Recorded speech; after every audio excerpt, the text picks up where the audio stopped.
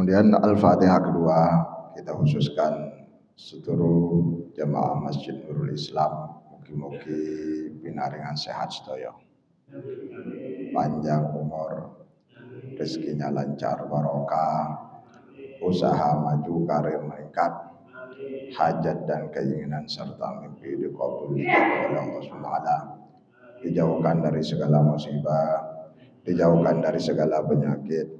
Yang sakit apapun penyakitnya diangkat oleh Allah Subhanahu wa taala. Putra putri cucu cicit soleh sedaya yang punya hutang, punya tunggakan, punya kreditan, punya tanggungan, mugi-mugi dibantu oleh Allah segera diselesaikan dan dibebaskan dari segala jenis hutang. Ala hadin ya Al-Fatihah.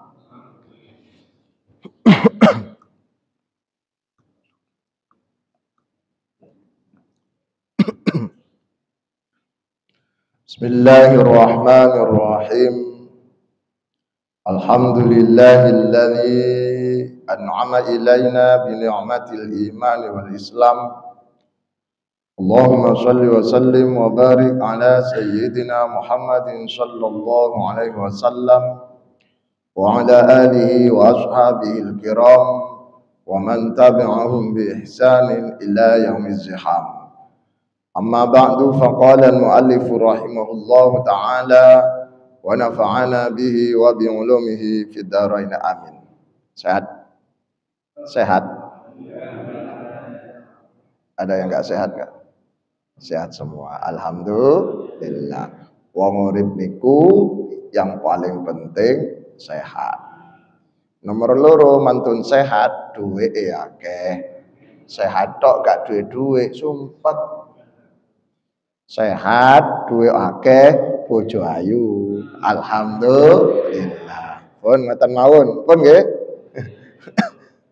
Kita lanjutkan hadis Sahih Al-Bukhari nomor 1388, Sahih Muslim nomor 1004 dari Aisyah radhiyallahu anha. Wa an Aisyah radhiyallahu anha lan saking Siti Aisyah radhiyallahu anha anna rajulan satune wong lanang ata iku teka sapa rajul annabiyya ing Nabi Muhammad sallallahu wasallam sallallahu mugi-mugi paring rahmat sapa Allah alaihi nasi Muhammad Nabi Muhammad wasallam lan paring keselamatan sapa Allah ing Nabi Muhammad. Siti Aisyah istri tercinta Rasulullah meriwayatkan satu hadis menceritakan seorang laki-laki yang curhat satu permasalahan di hadapan Rasulullah. Sallallahu alaihi Nabi Muhammad. Siti Aisyah tidak menyebutkan nama laki-laki itu. Di kalangan sastra Arab, ketika ada seseorang yang tidak disebut namanya, ada dua kemungkinan. Satu, mungkin orang itu terlalu tinggi kedudukannya sehingga mau menyebut namanya sungkan. Yang kedua, bisa jadi dia tidak disebut karena orang itu orang jahat. Pak. Mau nyebut namanya gak sudi. Nyebut namanya gak sudi. Sopo ya iku biasa iku. Sopo ya iku kodok iku. Koyok kodok botak ngono. Koyok botak. Yang viral di TV itu, Pak. Pun siapa yang disebut dengan rajul laki-laki oleh Siti Aisyah ini, Pak?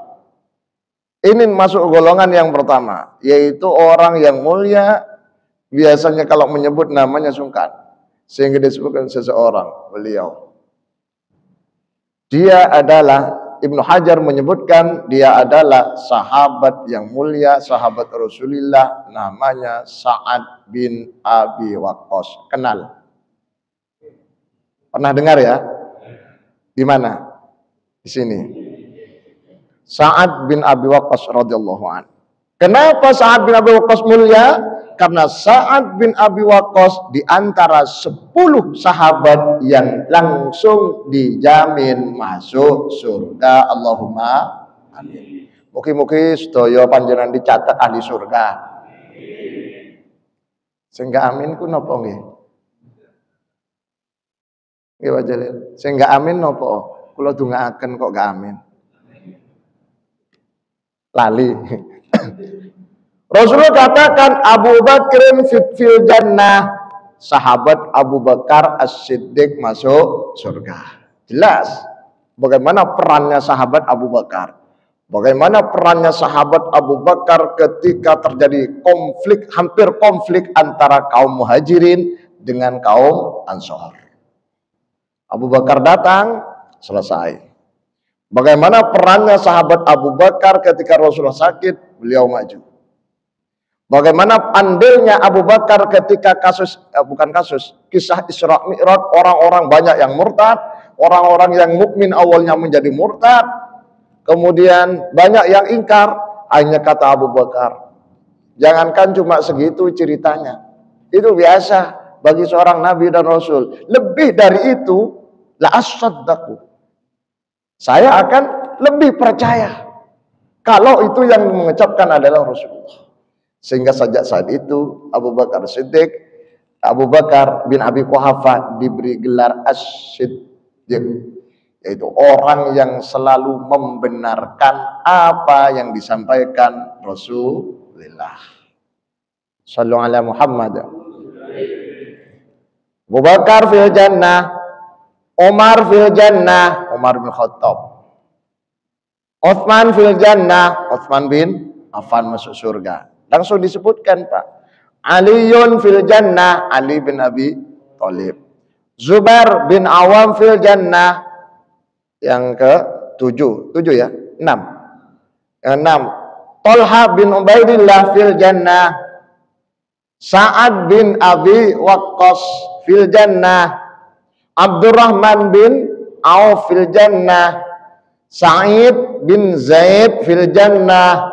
Yang ke-10, Ubaidillah bin Al-Jarrah fil jannah. 10 sahabat. Abu Bakar pun populer. Umar, oke. Utsman, oke. Ali, oke. Zubair ceritanya menyebar, masyhur. Talha lumayan lah. Sa'ad bin Waqqas jelas. Abdurrahman bin Auf jelas. Ini Sa'id bin Zaid yang kurang populer. Kemudian Ubaidillah bin Al-Jarrah. Ubaidillah bin Al-Jarrah ini termasuk sahabat yang memberi nasihat pada Umar bin Khattab ketika Umar bin Khattab mau kunjungan kerja, kunker. Kemana? Ke Palestina. Dihadang oleh Ubaidillah bin Al-Jarrah. Kata Ubaidillah bin Al-Jarrah, ya Amirul Mukminin, wahai presiden, tolong hentikan niatnya itu, batalkan, pulang. Umar menjawab, what happened with you? Ada apa? Karena di Palestina saat itu sedang terjadi wabah penyakit. Kalau kalian semua datang ke sana, berarti sama dengan setornya nyawa. Pulang. Kata Umar bin Khattab, let's go. Pulang. Pulang. Di antara rombongan itu, tanya kalau protes sama Umar bin Khattab, apakah engkau firaran min qadrillah, engkau lari dari kodrat takdir Allah? Bukankah mati itu takdir Allah? Bukankah penyakit itu takdir Allah? Apa kata Umar bin Khattab? Yes, firaran min qadrillah ila qadrillah. Aku lari dari takdir Allah menuju takdir Allah yang lebih baik. Mantap buatan. Sakit takdir, sehat takdir, milih pundi? Bujang takdir, punya istri takdir, milih pundi? Masih? Sudah nikah belum? Ini sampean, sudah nikah belum? Alhamdulillah. Piro bojomu? Istri 1 takdir, istri 2 takdir. Milih pundi? Oh gaya 2 jalur. Sugih takdir, miskin takdir, milih mana? Sugih. Sholat takdir gak sholat takdir milih mana? Sholat. Pinter takdir gak pinter takdir. Iso ngaji takdir gak iso ngaji takdir. Semua takdir. Makanya manusia di dalam surat An-Nahl 78 Allah berikan satu bekal, instrumen agar bisa cerdas.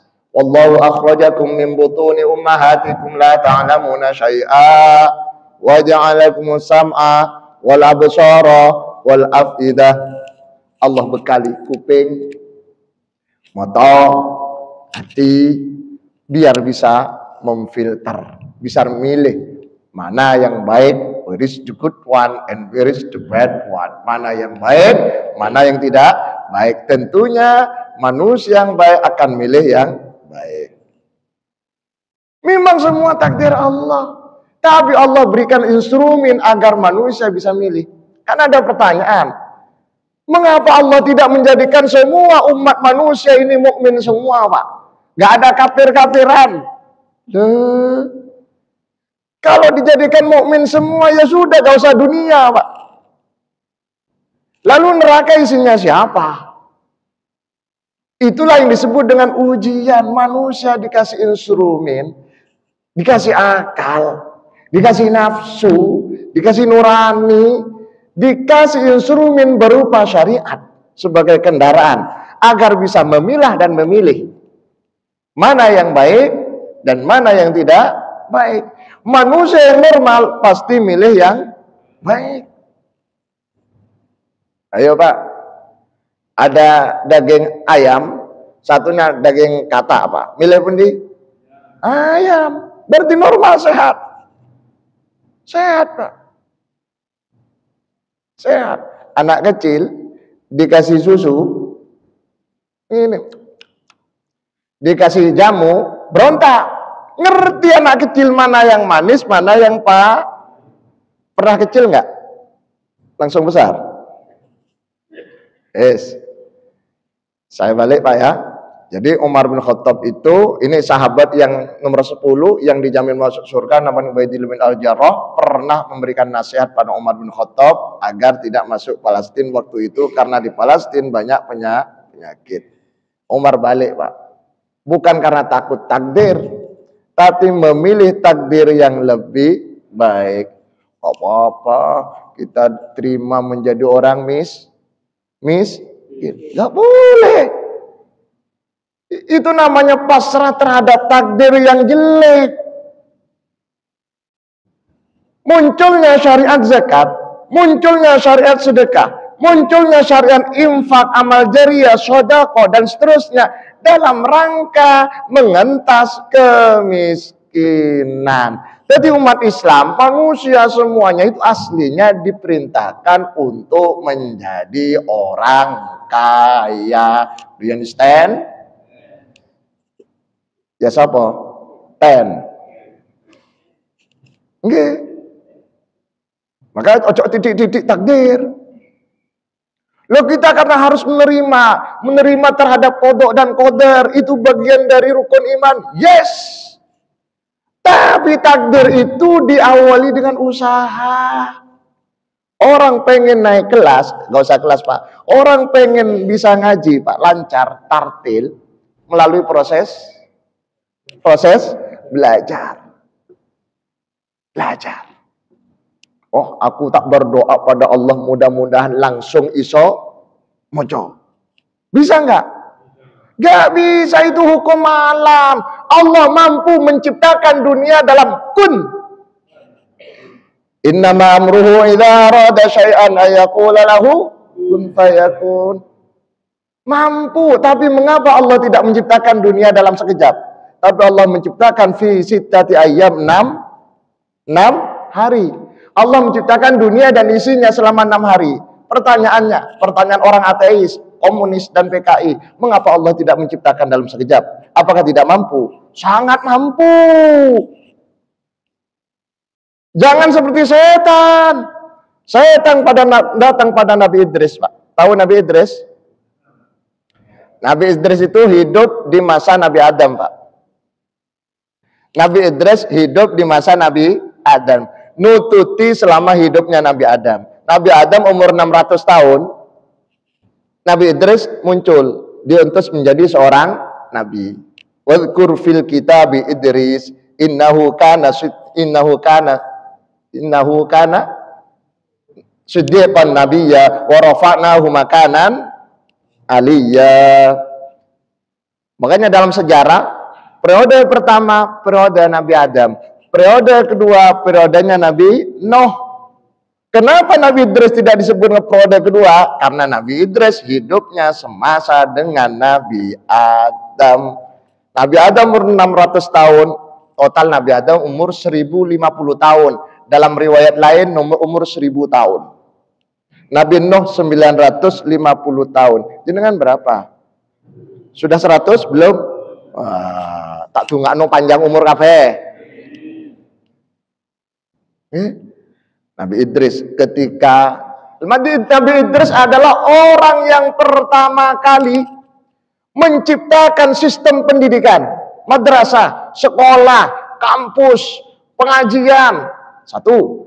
Beliau juga yang menciptakan tulis menulis. Beliau juga yang menciptakan jahit penjahit, konveksi. Nabi Idris jahit. Kayu jarumnya besar, orangnya besar, Pak. Nabi Adam itu kan tingginya sekitar 30-35 meter. Lebarnya sekitar 5-6 meter. Berarti Nabi Idris besar kemungkinan kan kurang lebih begitu. Itu hadisnya begitu. Berarti jarumnya Nabi Idris mungkin kayak gini, Pak ya. Atau kayak tongkat, anak tongkat. Kau mungkin kayak gitu. Hadisnya begitu. Kalau tingginya 35 atau kan hadisnya situ nadhiraan 60 dhira kan segini, Pak. Sekitar 60 cm dhira itu. Berarti 60 cm kali 30 kali 60 ya. Kali 60 sama dengan sekitar 35 meter. Berarti jarumnya berapa kalau Nabi Idris seperti itu, Pak. Waktu Nabi Idris jahit baju, tiba-tiba setan datang. Apa kata setan? Nabi Idris, engkau adalah nabi dan rasul. Betul. Engkau punya Tuhan namanya Allah. Betul. Tuhanmu maha kuasa. Betul. Kula badhe tanglet Nabi Idris, sopan Pak setan nih, Pak. Tanya apa? Kan Tuhanmu itu sangat berkuasa, sangat mampu segalanya. Bisakah Gusti Allah itu memasukkan bola dunia ke dalam telur yang dibawa? Telur ayam, Pak. Ternyata setan itu bawa telur, Pak. Bisakah bola dunia ini dimasukkan ke dalam telur? Kata si setan. Nabi Idris ngerti kalau yang di depan ini setan, Pak. Kalau jenengan nggak ngerti kalau di depan atau sampingnya setan, Pak. Kalau Idris ngerti. Kata Nabi Idris, majuan dikit. Biar jelas omongan saya, jawabannya. Sambil pegang apa? Jarum. Setannya pegang telur.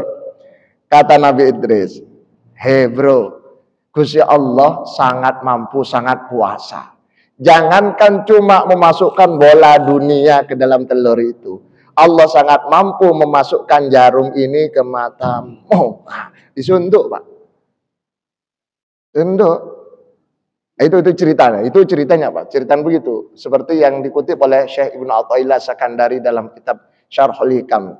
Yang Hikam juga ada, Pak. Dan kitab-kitab lain begitu. Itu setan, Pak. Nabi Idris. Nabi Idris itu kemudian turun setelahnya itu ada Nabi Nuh dan seterusnya sampai Nabi Muhammad. Saya balik pada hadis, Pak. Hadis tadi Sa'ad bin Abi Waqqas. Sahabat Sa'ad bin Abi Waqqas dia adalah sahabat yang mulia. Maka sampai Siti Aisyah di sini tidak mau menyebutkan namanya bukan karena benci, tapi sungkan. Istimewa. Dia orang soge, Pak. Sa'ad bin Abi Waqqas soge, punya anak satu perempuan. Di dalam Islam, anak perempuan itu tidak bisa menghabiskan warisan. Ketika orang tuanya meninggal, anak perempuan tidak bisa menghabiskan warisan. Maksimal hanya dapat separuh, 50. Separuh. Kalau 1 miliar maksimal 500. Kalau 2 miliar maksimal 1 miliar. Kalau anak perempuan. Tapi kalau anak laki menghabiskan, Pak. Menghabiskan. Alias tidak ada sisanya. Karena anak laki-laki dapatnya asobah. Asobah. Kalau perempuan, yusikumullahu fi auladikum lidzakari mithlu hadzil unthayain fa in kunna nisa'an fawqa ithnatayn falahunna thulutsa ma tarak wa in kanat wahidatan falahan nisf. Punya anak perempuan 1, warisannya adalah separuh dari harta peninggalan bapak atau ibu separuh. Untuk istrinya almarhum 1/8. 1/8. Karena ada anak tadi.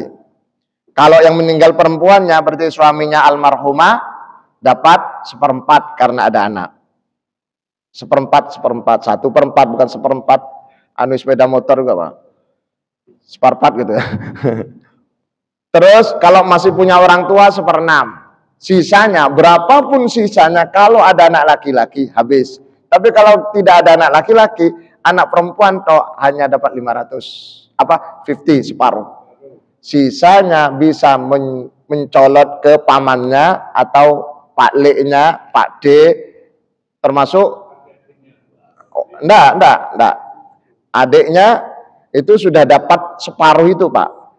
Jadi kalau anak perempuan 1 separuh, kalau 2, 3, 4, 5 perempuan semua tadi disebutkan fa in kunna nisa'an fawqa ithnataini falahunna thulutsa ma tarak, 2/3, yaitu 66,6%. Itu kalau 2 orang atau lebih. Tetapi kalau 1 orang maka dapat 50, dapat separuh. Dapat separuh. Itu warisan, Pak ya. Sa'ad bin Abi Waqqas hanya punya anak perempuan 1. Padahal seperti yang saya sebutkan tadi, anak perempuan tidak menghabiskan warisan. Maka panjenengan kalau belum punya anak laki-laki, bikin, Pak. Bikin lagi. Sampai lahir laki-laki. Cari ini istri. Kaisa, Pak Ustadz, aku wis umur 20. Istrinya Nabi Ibrahim umur 92 tahun, hamil. Istrinya Nabi Zakaria umur 80 tahun, hamil. Nah, jadi kalau istri panjenengan baru umur 20, masih ada kemungkinan bisa hamil. Nah, ini penting, Pak. Akhirnya, Pak, Sa'ad bin Abi Waqqas merasa dirinya itu banyak harta, curhat pada Rasulullah agar uangnya besok-besok itu tidak salah sasaran, mumpung si urip. Sa'ad bin Waqqas ngomong ini, Rasulullah, afa atasaddaqu bi thulutsai mali. Rasulullah, bolehkah saya bersedekah 2/3 hartaku, yaitu 66,6%? Apa kata Rasulullah? La, enggak boleh. Nawar, Pak. Sa'ad bin Waqqas, Pak.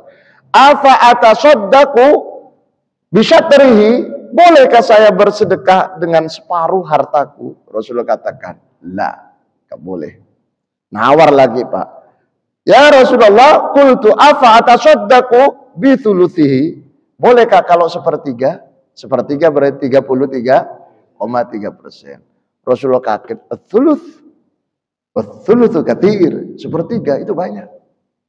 Kaget, tapi Rasul tidak melarang, tidak menggunakan la, tidak. Tapi Rasul mengatakan itu banyak sekali. Kalau dilanjutkan, kalau kau maksa enggak apa-apa. Orang Malaysia menyebutnya tak apa. Alasannya apa Rasulullah? Disebutkan dalam hadis ini. Innaka intadzar warathataka aghniya'a khairun min antadzarahum 'allatan yatakaffafunan nas. Engkau meninggalkan ahli waris dalam keadaan kaya, lebih baik meninggalkan mereka daripada mereka dalam keadaan miskin. meninggalkan ahli waris anak turunan dalam keadaan wetengi penuh alias kenyang lebih baik daripada mereka ditinggalkan dalam keadaan kelaparan. Inilah dasar hukum ulama Ahlus Sunnah wal Jamaah, bahwa orang tua selain memperhatikan pendidikan dan agamanya anak turunan, juga dianjurkan orang tua itu memperhatikan kehidupan masa depannya si anak-anak termasuk cucu. Jelas nggih? Napa? Anak dan cucu. Iya. Makanya banyak orang tua anaknya disekolahkan ini, setelah disekolahkan dimasukkan ini biar kerja, biar selain juga agamanya Pak, ibadahnya juga. Ini ajarannya Pak. Rasulullah menginginkan anak turunan itu bahagia. Jangan sampai anak turunan hanya diwariskan utang. Wis gak oleh warisan, oleh utang. Enten mboten? Wong e teko? Mboten teko. Tak dongakno panjenengan saya sing duwe utang Pak, mugi-mugi ndang lunas Pak nggih. Amin Pak, amin gitu. Tapi wis lunas Pak panjenengan ojo utang malih Pak nggih. Lek utang malih kuwatir durung lunas. Nggih saestu. Jenengan lek duwe utang terus ana duwe lunasi Pak.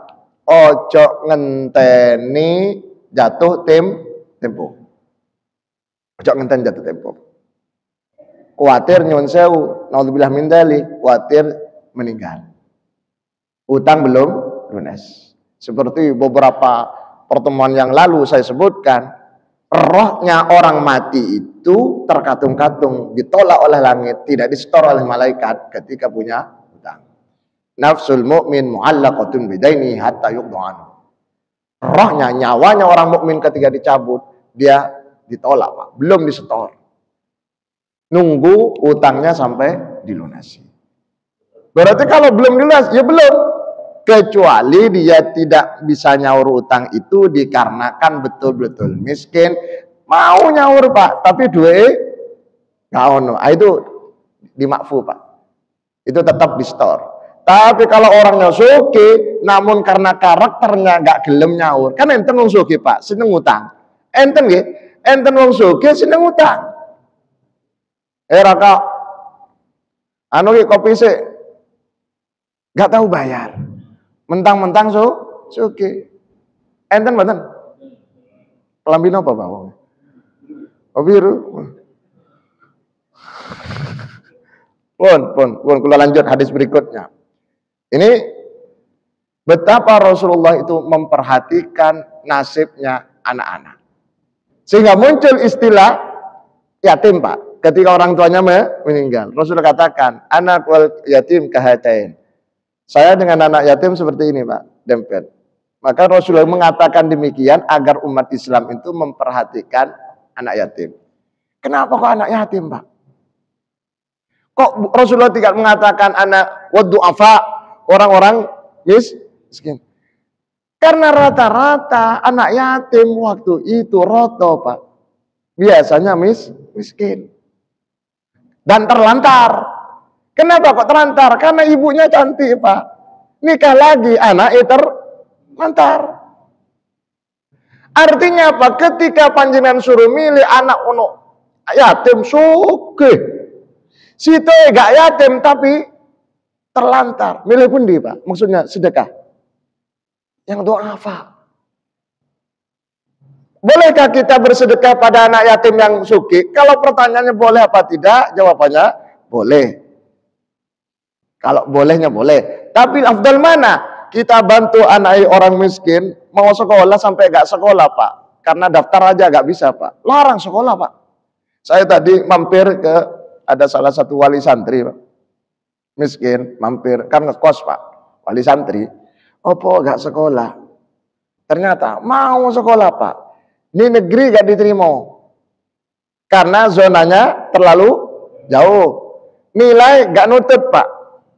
Diplek nilainya gak nutut karena 87. Sementara yang diterima 89, 90. Akhirnya ke swasta. Swasta larang. Berapa yang sana? Yang sana 20 Pak Ustadz. 20 juta. Yang sana 15. Yang paling kecil sana di dekat Wonokromo berapa? 6,5. Tuh, bisa nyicil? Gak iso. Terus ya gak sekolah iki. Coba cari lagi. Ternyata nemu. Paling murah 3,5 Pak. 3.500.000. Oh, mau bayar kos air sulit loh Pak.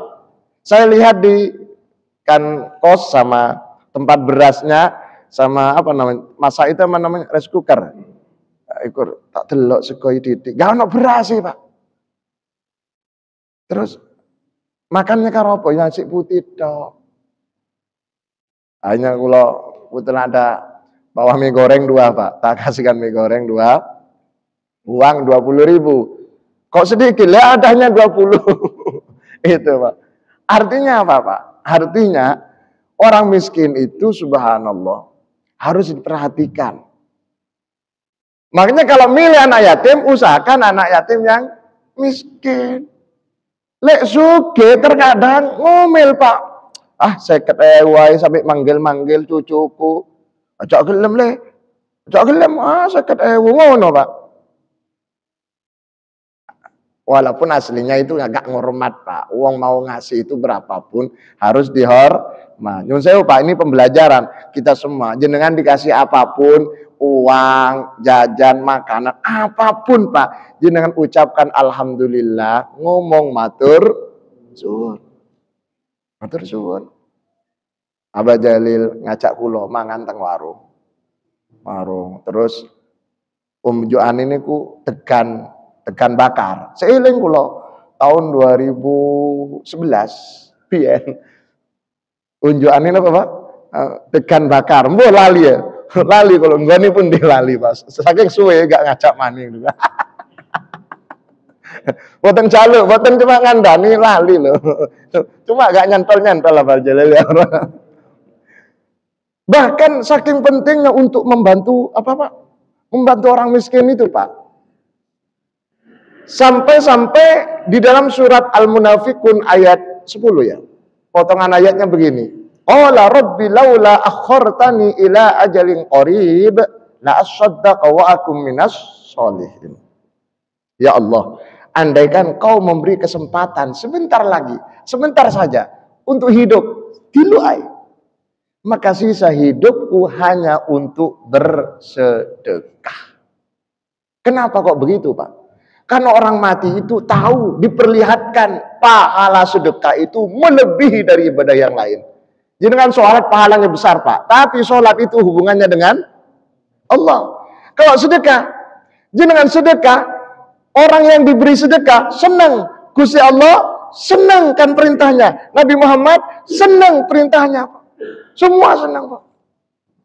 Makanya orang itu pengen sedekah, pengen hidup lagi hanya untuk sedekah.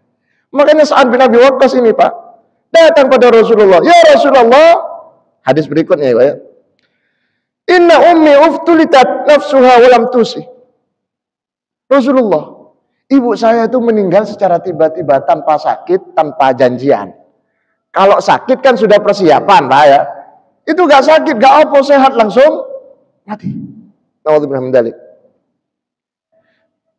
Belum sempat berwasiat, belum sempat pesan, belum sempat ngomong. Kata Sa'ad bin Abi Waqqas, wa adhunnuha law takallamat tasaddaqat. Aku kira Rasulullah, aku yakin ibu saya kalau ada kesempatan ngomong pasti dia akan perintahkan untuk bersedekah. Kemudian Sa'ad melanjutkan, afalaha ajrun in tasaddaqtu anha. Rasulullah, apakah almarhumah ibu saya dapat pahala kalau saya bersedekah atas nama almarhumah ibu saya? Kata siapa Pak? Sa'ad. Apa jawaban Rasulullah? Dalam Bukharinya Pak. Naam. Tasaddaq anha. Silakan. Dapat pahala lagi. Lakukan. Nah, nanti dalam Muslimnya saya lanjutkan. Inilah dasar hukum ulama ahlus sunnah wal jamaah yang menganjurkan wong urip bersedekah atas nama almarhum.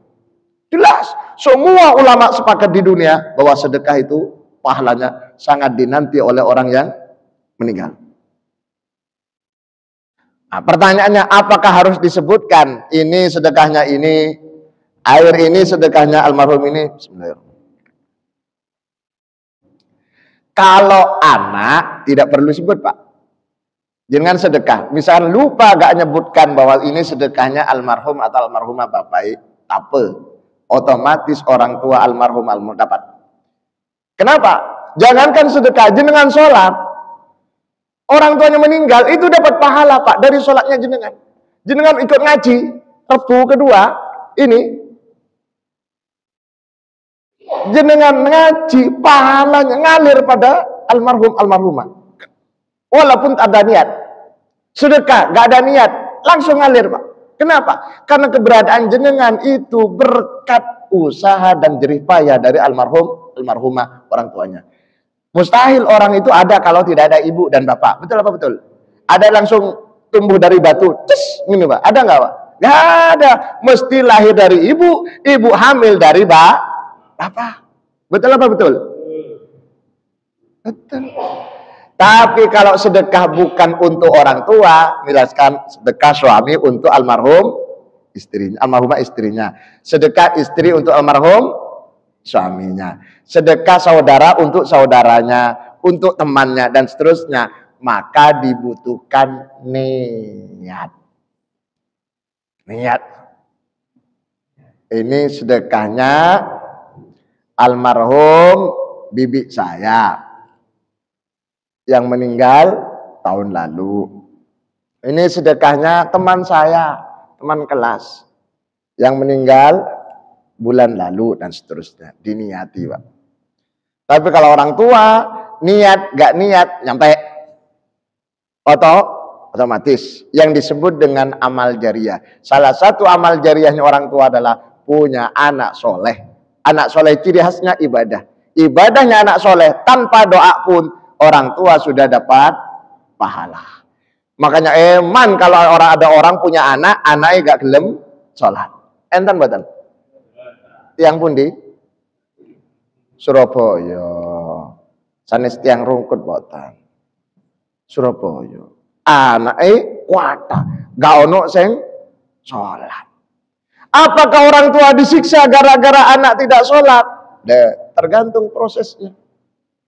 Kalau orang tua sudah berusaha untuk mendidik dengan pendidikan agama, selama hidupnya sudah ngope nih untuk ngajikan TPQ, madrasah atau pondok, sekolah agama, dileskan agama, diperintahkan sholat, sudah usaha kok gak mempan, sampai orang tuanya meninggal, aman. Tetapi kalau orang tua nih ngomong Carno, pintar gak pintar urusan mulai. Yang penting aku wis ngandari, yang penting awakmu iso pintar bahasa Inggris, matematika, iso kerja, wis cukup le, gak apa-apa, gak bisa ngaji, gak apa-apa kuliah anu kuburane tak undangno ustad kiai. Ngono Pak. Ah itu bahaya itu. Bahaya. Bahaya. Makanya eman Pak, anak itu harus sholat, harus iso ngaji. Terutama ibadah. Tetapi ketika sudah usaha semacam itu, orang tuanya meninggal, anaknya melakukan yaitu tidak sholat atau melakukan perbuatan dosa, orang tuanya tidak disiksa gara-gara perbuatan dosanya si anak. Karena orang tuanya selama hidupnya sudah berusaha untuk menjadikan anak yang baik. Itulah yang disebut dengan wa alla taziru waziratu wizra ukhra. Orang mati tidak menanggung dosanya orang hidup. Bapaknya ngomong, bapak lewe gawono, iku mobil kan telu. Situ Alphard, situ Hiace ya. Situ sing kijang kapsul. Sing kijang kapsul nu kekno sapa Madin sing Masjid Nurul Islam iku. Mati mari ngomong ngono, wajib Pak kijang kapsul dikasihkan pada muadzin. Jarine muadzin sing endi? Muadzin sing dino Rebu adzan maghrib. Rebu kedua. Ah, itu tok. Sing lain lewat. Itu namanya wasiat. Wajib dilakukan Pak. Wajib. Perkara oleh anak-anaknya ahli warisnya. Jangan ngomong. Gak usah. Benyo. Man. Kita ngapsul tak dolai. Carno sekejap muni gak popo. Kijang kapsul taktul, gak usah wasiat-wasiatan. Apakah almarhum berdosa? Tidak. Yang berdosa adalah yang hidup, yang merubah wasiat, yang tidak melaksanakan wasiat. Jelas Bang ya? Wasiat. Ini belum tuntas. Insya Allah kita bahas pada kesempatan yang akan datang di channel yang sama, channel Nurul Islam Official. Kalau nggak salah, betul nggak? Terima kasih. Diakhiri dengan pembacaan surat Al-Asr bersama-sama. Bismillahirrahmanirrahim. Wal 'asri innal insana lafi khusrin illa alladziina aamanu wa 'amilus shalihati wa tawassaw bil haqqi wa tawassaw bis sabr. Subhanakallahumma bihamdika asyhadu an la ilaha illa anta astaghfiruka wa atubu ilaik. Walhamdulillahirabbil alamin. Assalamualaikum warahmatullahi wabarakatuh.